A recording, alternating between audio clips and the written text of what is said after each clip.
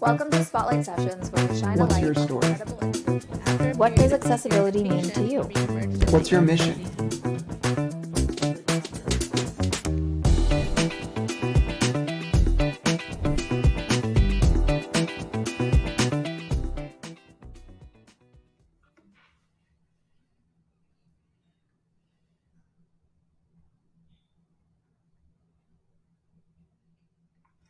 Welcome all to accessiBe's Spotlight Sessions, where we shine a light on incredible individuals and organizations and the work that they do.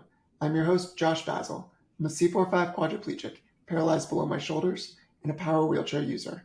I'm the Community Relations Manager at accessiBe and a passionate disability rights advocate and trial attorney, focused on breaking down barriers to access and inclusion for people with disabilities. Today on accessiBe Spotlight Sessions, we're joined by Ellie Ambuehl, the Executive Director of Grange Area Department of Special Education. Welcome, Ellie. Hi, thank you, Josh. Good to be here. I'm so glad to have you, and let's jump right into it. Tell us a little bit more about yourself. Sure. I am the Executive Director of, as you mentioned, Grange Area Department of Special Ed. We call it LADSE for short. So this is my 6th year at LADSE as Executive Director. Prior to that, I was a director of special education in several different school districts in the northern region of Illinois, really the suburbs of Chicago, both elementary and high school districts. One of the elementary districts, and I'll say prior to that, I was a teacher of special ed. I got my master's degree to work with students with severe and profound disabilities, so multi-needs or life skills classrooms. That wound up working with the whole gamut of students in my 5 years of teaching. But as I started teaching, got very passionate at the IEP table about communicating with parents and making sure that their voices were heard. And I sometimes wished my administrators at the table were handling things differently, and that motivated me to get my administration degree. And eventually, a long time down the road, my doctorate, but that was a long time in coming, but became a director then of special education and really enjoyed serving that role of supporting teachers to do their best with students, and also supporting parents and really being that go-between between our families and our teachers to create the best education that we can. And then, of course, working with school boards and the whole range of employees that work in the school system. I worked as a director for 8 years in a suburb that is a part of LADSE. And so to kind of describe a little bit further, LADSE is what's called the Special Education Cooperative. And in Illinois, most of our public school districts belong to a cooperative. And so it's the idea that districts pool together their resources to provide services. So we have a lot of very small districts in the state of Illinois. A large district for Illinois is 4,000 kids. And for many states, that's tiny. For me, I have 15 public school districts, 2 high schools and 13 elementaries that are members of LADSE. And I might have a district of 500 students and a district of 2,000 students, and they might have 4 students between them that need some programming that's more specialized. LADSE provides that multi-district programming for students with those disabilities and really more severe disabilities, those kiddos that can't be taught necessarily in the general education environment really successfully all day long. All of my 15 districts have their own special education programming, but then they also work with LADSE. So we provide programming for students with life skills needs that have more developmental delays or disabilities, students on the autism spectrum who have more significantly impacted by their autism, and students with emotional disabilities. But then we also provide related services like OT, PT, speech, and social work to our member districts to serve their kids in their districts. So it's a lot. I got to know LADSE working in one of the member districts and loved it. Really enjoyed the people, enjoyed the mission of it, and the ability to really reach a large number of students and communities.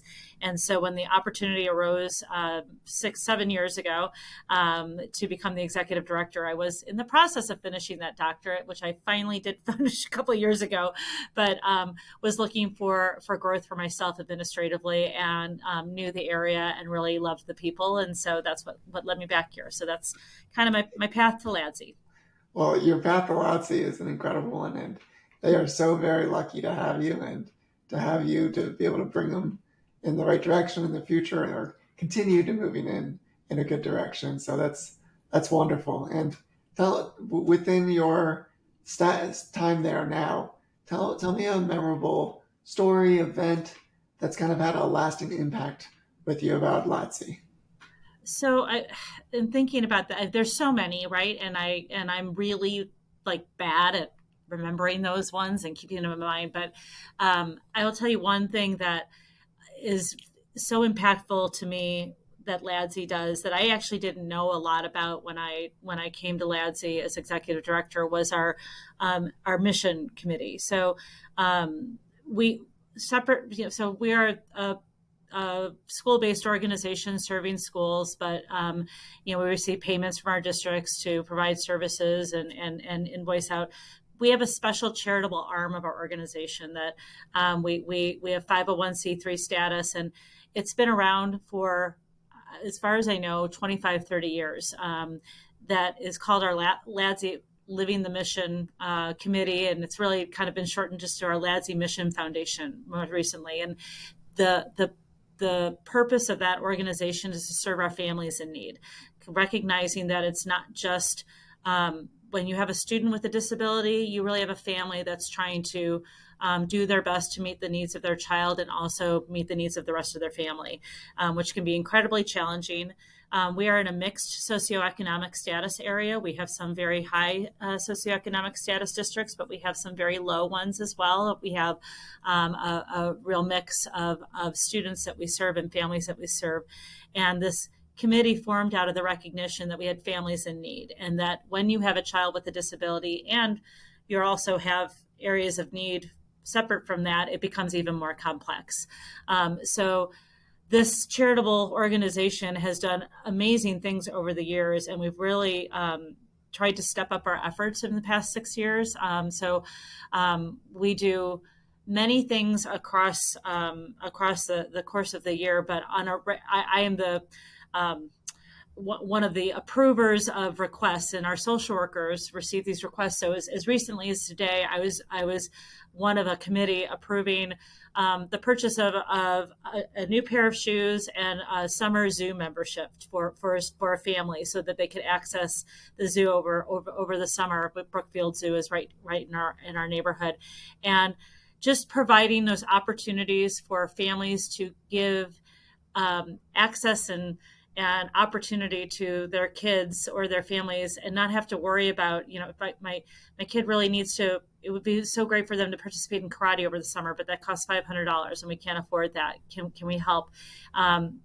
Or, groceries, or help with utilities, just any number of things that we do. And it just makes our mission as a special education organization providing services so much more meaningful. And so in terms of things we do fundraising to be able to provide these services, because this is not something that we ask any of our districts to pay for.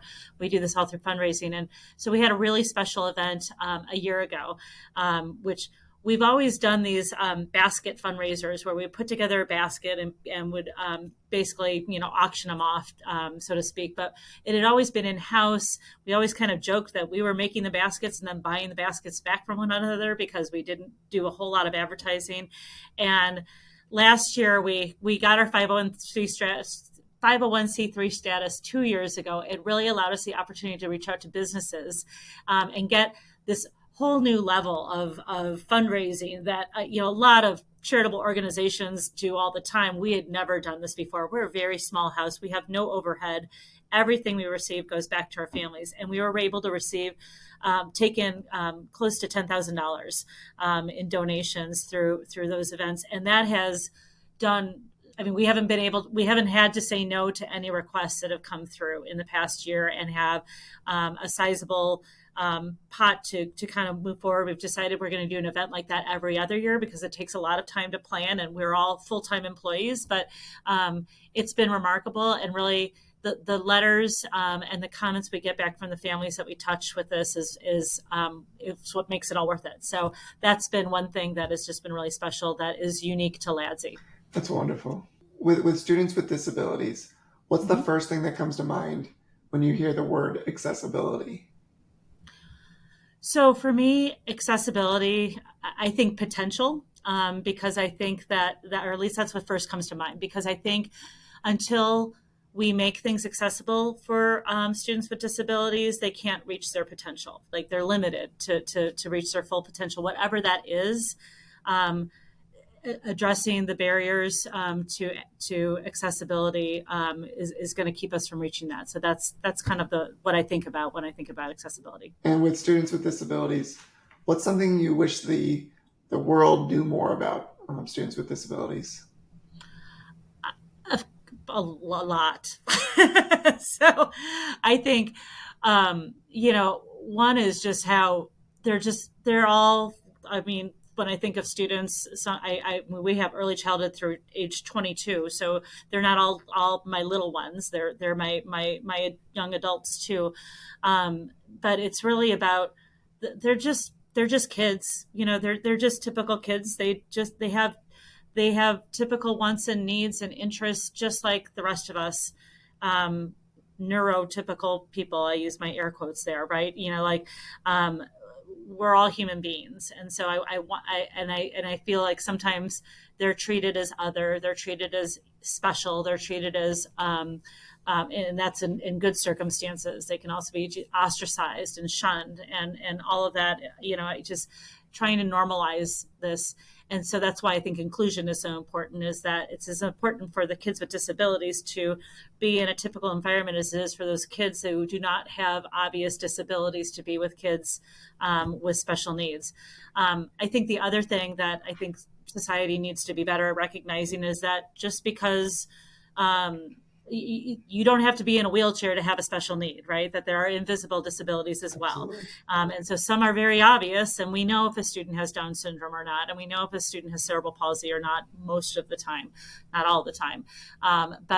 But we don't know if a student has dyslexia or has a seizure disorder or has traumatic brain injury.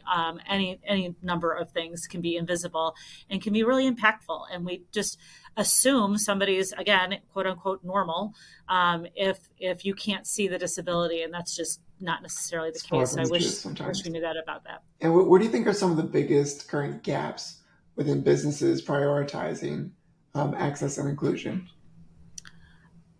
I think a part of it is that invisible disability piece. I don't think that businesses recognize that. And I get frustrated that I don't think people recognize the need, and maybe it's because, they just don't see enough people going around in wheelchairs to think that we really do have to make that doorway or that step or that bathroom accessible. And that's, again, for wheelchairs, or make the lettering and the font, understandable and readable, to have there's so many, especially in the world we live in, there's so much as we connected through accessiBe, there's so much potential and so much ease in adding accessible formats for people with disabilities to be able to level the playing field. And I think this reluctance or this perception that it is really difficult and or really expensive to do those things is I think the knowledge gap there. Ellie, I just want to thank you so much for being our guest today on accessiBe Sure. Spotlight Sessions. I love your insights and all that you're doing. It's incredible the work that you're doing. So thank you so much. Thank you. I likewise, I think the work you're doing outside of your work as an attorney, but your work in advocacy and this work on this podcast and accessiBe itself is just such a cool platform. And we're really excited to be partners with you on it. Thank you, Ellie. And to all of our guests, thank you so much for staying to the end of accessiBe Spotlight Sessions. Make sure to hit that subscribe button and to follow us at accessiBe_community. And as always, thank you so much for being on this journey with us. Take care, everyone. Thank you.